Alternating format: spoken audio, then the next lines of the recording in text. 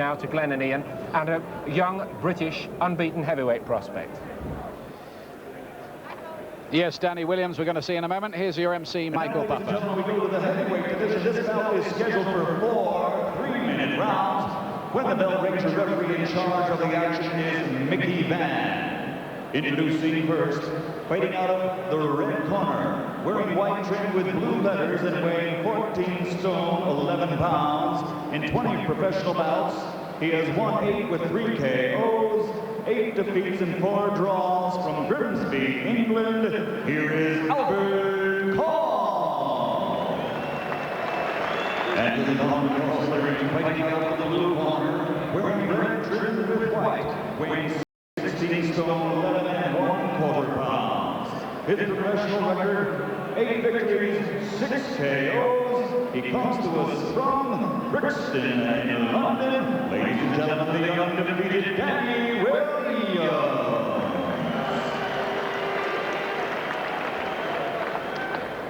Well, this Danny Williams is a decent prospect. He's only 23. He's unbeaten in 8 so far and has had some good wins, particularly the one against Michael Murray, the former British title contender. And he may be a big star heavyweight name of the future on the British scene. Whether he's any better than that, we shall find out in the next couple of years ago. He's in the red trunks on the far side, fights out of Brixton in London, and he's up against Albert Call here, quaintly introduced by MC Michael Buffer as from Grimsby, England. Is there another one? I don't think so. But he's given away a lot of weight here, Called to a good puncher in Danny Williams, who's coming along. He's young, he's coming along very well. Nice, you know, he's big, he boxes well, and also he can bang. And also it's worth bearing in mind here that Albert Call is really a cruiserweight. He's giving away here the best part of 3 stone, which is a bit horrible, frankly. It certainly is. It's a lot of weight to give away, but he can hold his own, you know, with a certain level of fighter. Let him go.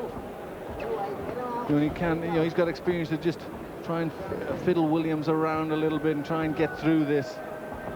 Williams, there seems to be a nervous, you know, a little bit of a nervous young man. It takes a little bit of time to get warmed up.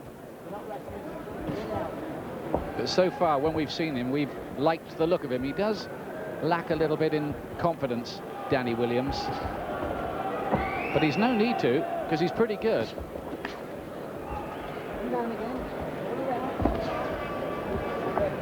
Last time out, he was rather too heavy. We felt at 17.5 stone, and much lighter here, 16.11. So he's obviously got himself properly into shape for this one. At his own weight, Call is usually the durable type. Yes, he is. It took Carl Thompson 4 rounds to stop him, and you know, at times he made Thompson look a little ordinary. Good left hook as well there from Call.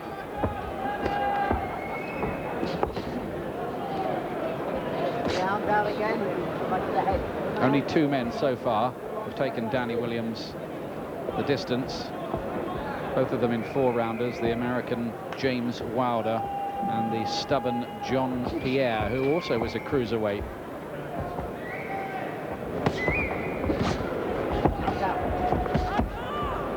Blocking the punches quite well, Call so far.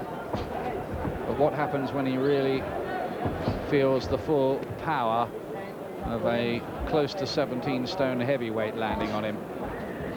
Well, Call's throwing, he's looking for 1 punch, and then he's looking to drop in and close the distance and try and mess Williams about when he gets in close. And I think, you know, that's what he's got to try and do, just to get through this fight. Again, can't quite find the timing. Danny Williams has been frustrated in the first round here.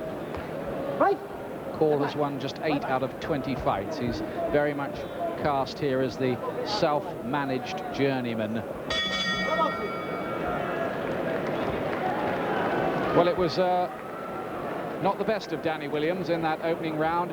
Every time he looked to load up or unload, Call was blocking the punches and messing him about a bit. He's got good advice in that corner, the experienced old firm of Jimmy Tibbs and Frank Black, who were with all Terry Lawless's world champions as far as I remember.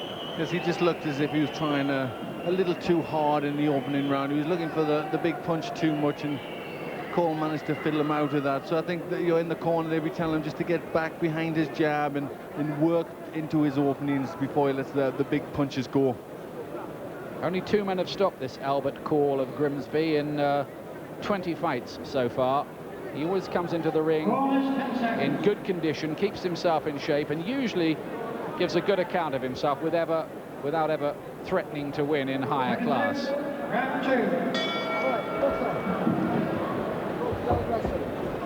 Round 2, and this is due to go just 4 rounds. This one, a reminder that Danny Williams is in the red trunks. He has sparred with Henry Akinwande, the unbeaten British fighter who soon will challenge Lennox Lewis for his version of the world heavyweight title. July the 12th to be exact, in Atlantic City for that one. Cole just getting a little word from the referee there, just for messing Williams about and holding on the inside, not allowing Williams to work.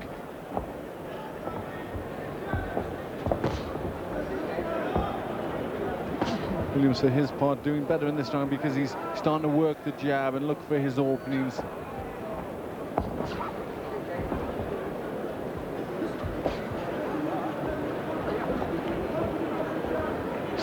That happens a lot, doesn't it, with boxers? Once they start to try to get their boxing together and work behind the jab, the rest of it flows off that.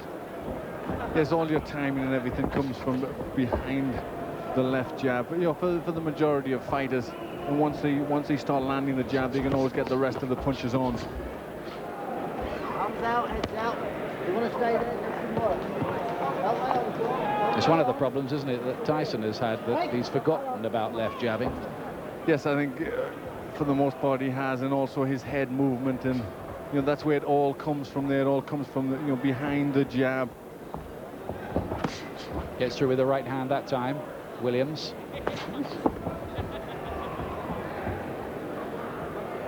Still just learning his trade, Danny Williams. There's no need for them to rush with him. Doesn't need to be let off the leash yet. They can give him a thorough education so that when he does get a major opportunity, he's good and ready for it. That's important. Yes, heavyweights tend to mature from the age of 28 upwards, so there's loads and loads of time. So there's no point rushing a fighter like Danny Williams. Just give him plenty of experience and let him learn all the way as he goes on.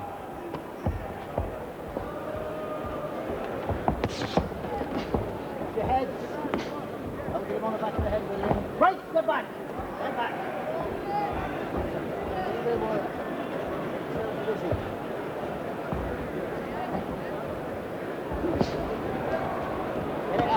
Still struggling to land too much cleanly, Danny Williams. Give Call credit for that. His survival instinct's good, but there was a decent body punch in there from Williams, dug into the ribcage area. He's took a couple now. And it was the body punches that did it. Once he switched downstairs, he found a way to land cleanly. And Call, the count is at 7, 8. He gets up, Mickey Vann looks closely in his eyes, and Call is very relieved to know that he doesn't have to go out and face Williams at least for another minute. Yes, he will be. He took a couple of body punches quite well there and looked as if he was going to get through it, but then the third one was in the same spot, and that was a bit too much for him there. There you see a good punch there as Call was coming forward. He just slipped under that, Williams. That was a good shot for him. But he took that one well. The second one again he took all right, but he gets it right in again, same spot, and that one was just a bit too much for him. Body punching doing the trick for Danny Williams, who was an England amateur international, boxed in the World Championships, the European Championships, and won a Commonwealth Games bronze. So a bit of pedigree there. Surprisingly, he didn't even win a London title in 4 attempts in the ABAs. Third round, Danny Williams, the unbeaten heavyweight hope in the red trunks, and Albert Call fighting out of his weight division here and giving away the best part of 3 stone.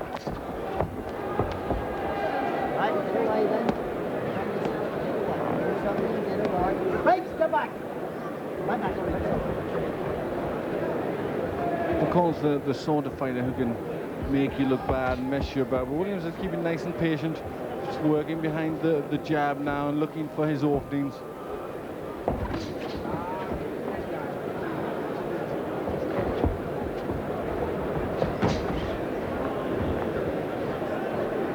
Again, he's favouring the body there, Williams. And that may have the effect of just bringing Cole's gloves down a bit and leaving the head as a more open target. Cole's a lot more on the defensive, and the jabs were well out of range there from Cole.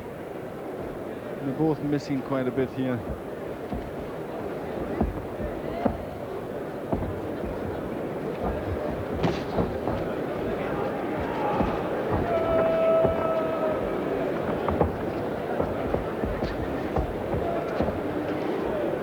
Halfway through the third round, it's a shortened fight, this down to 4 rounds.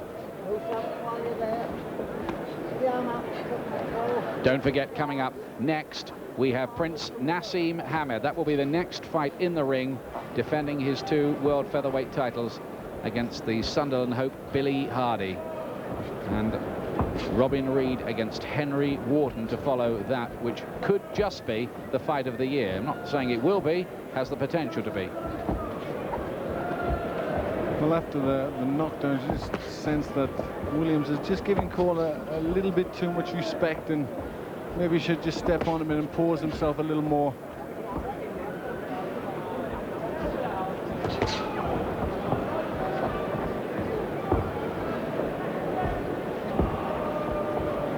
Yes, maybe you'd like to see a wee bit more from Williams. He's occasionally does just do this, goes into his shell a bit. Yes, well, you know, he hurt Cole in the second round.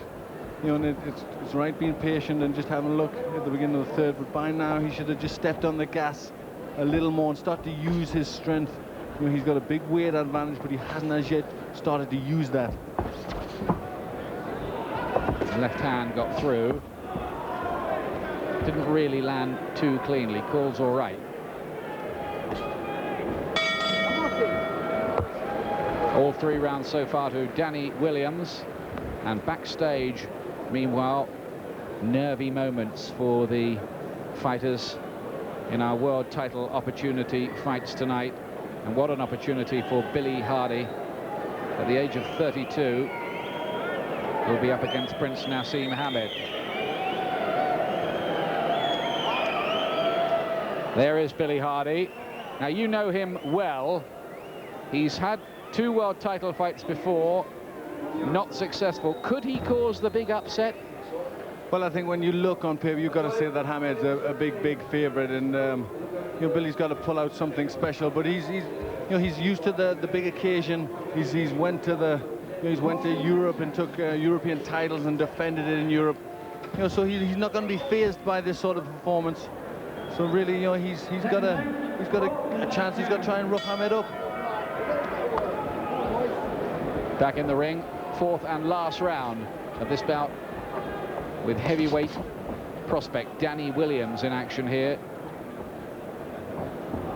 We've seen him look better than this, haven't we? Yes, I think, you know, but a little bit of credit's got to go to Cole, who, you know, he's a defensive-minded boxer, and he's in there to try and, you know, mess fighters about and, you know, be a little bit of a stepping stone, but you know, have credit in himself and, you know, not go down easy. And he's doing that. He's messing Williams around.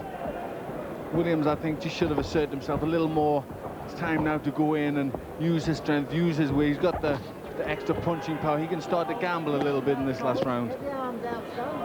Cole is the kind of fighter who's beloved of promoters because he comes in and you put him in with decent fighters. He'll give a good account of himself, come in good condition, give them a bit of a test, won't fall over at the first opportunity, goes home with his money back to Grimsby and with his pride intact and usually in one piece. Yes, it's only a week since his last performance, but the right hand there was a good one, Ian. He's got to stop it here, I think, Mickey Vann, because he's in trouble. Cole here. Right hand shook him up and he just wants to take refuge, and it is stopped a shade belatedly, I have to say. by Mickey Vann. That first right hand really befuddled Cole, and from then on really he was just seeking shelter. And the fight is stopped in the 4th round. I'm not sure Mickey Vann had the perfect view at that point as Williams was hammering home the punches, but one right hand really was the decisive shot in this. Yes, he was hurt there by the first right hand. He landed a couple more for good measure, and Mickey Vann could have been in a little bit closely there. You've seen the legs stiffen, and I think there was the point to jump in, but his view's blocked by Williams, who stepped in front of him there. So Cole had to take a few more punches than probably would be necessary. But he looked bemused when Mickey Vann stopped the fight there, Cole. He didn't quite have his wits about him. I don't think he did. I think he needed the referee to jump in, probably about there, because his resistance had ended at that point.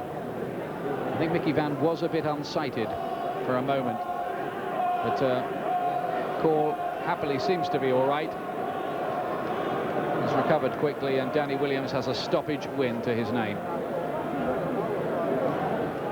Ladies and gentlemen, referee Mickey Vann calls a halt to the contest. The official time, 1 minute, 18 seconds of round number 4. Albert Call in no condition to continue. The winner by stoppage is Danny Williams.